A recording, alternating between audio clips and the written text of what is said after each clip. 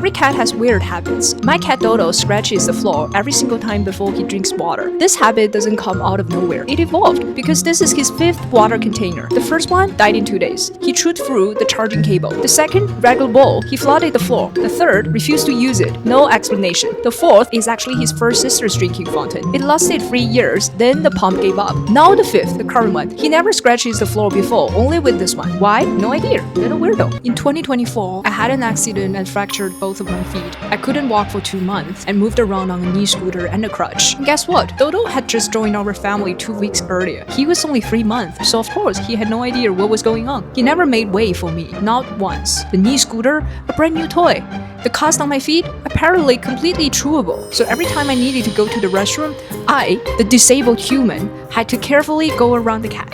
What a life. We get asked what happened to Dodo's tail, and actually that's how this channel got its name, the half-tailed Ragdoll. When Dodo was a kitten, his tail was accidentally stepped on by his cat mom. It was her first time being a mom, and things didn't go very smoothly. The breeder was very honest with us about it, and even offered a discount, but honestly, none of that mattered. We fell in love with Dodo at first sight, and we never minded his tail at all. How could losing half a tail ever take away from his cuteness? He can't swirl his tail just like other ragdolls, but his little bunny-shaped tail is always held high in the air, a sign of how safe, love he feels here. Cats are just kids. You give them a toy they never touch, they don't care. You give that same toy to another cat, suddenly it's their favorite thing. We bought Dodo a little bench. He ignored it completely. But the moment his first sister showed interest, Dodo declared war over this abandoned bench. He guarded it like a treasure, slept on it even when he wasn't tired. Because in Dodo's world, everything is his. If he doesn't use it, no one else is allowed to either. When we registered our marriage last year, Dodo helped us celebrate by scratching a hole in my wedding dress. We tried tape, we tried sewing. Nothing really worked. Luckily, the hole was small. From a distance, it looked totally fine. While we were taking photos before heading to the city hall, Dodo got way too excited. Like he knew mommy and daddy were celebrating something big. To prevent him from upgrading the dress with more custom holes, we had to temporarily lock him in his villa. You know you made a mistake?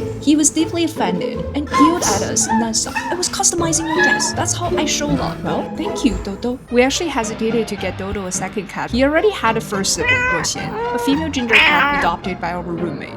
They lived together for a whole year. We kept saying, just give them time, they'll bond. They did not even a little. Even after a year, they still didn't like each other. Right up until the day Ruoxian moved out. Part of the problem was Dodo. He never started real fights. He just sneak attacked her constantly for no reason, just to scare her for fun. Like that annoying middle school boy who never technically breaks the rules, but somehow ruins your entire day. You can't call him a bad kid. He's just deeply, professionally annoying. And yes, that kid was Dodo. We found a red patch on Dodo's forehead. It looked itchy.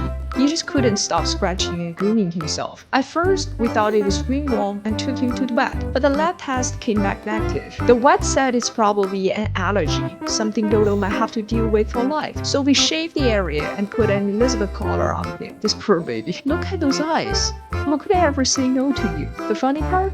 When he had the collar on, pressing the base of his ear made him start licking the cone non-stop. Now that he's recovered after 2 wet shots, he doesn't do that anymore. Dodo is a very chatty boy, but when he was a kitten, he didn't even know how to meow. So he studied his sister Ruoxian, a very vocal ginger cat.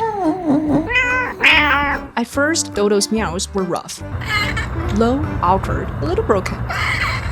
But after enough time with Ruoxian, his voice evolved. Louder, sharper, and much more piercing. And now, he communicates all his needs by yelling them out every single day. When Dodo was a kitten, he loved imitating his first sister, Ruoxian. He wasn't even into catnip yet, but he would pretend to be, just to look as cool as her. Ruoxian, the ginger cat, was absolutely obsessed with catnip. Dodo didn't understand why she was losing her mind, but he still joined in, because the little brother must follow the trend. He didn't feel anything, but he acted excited anyway. I guess even cats suffer from peer pressure.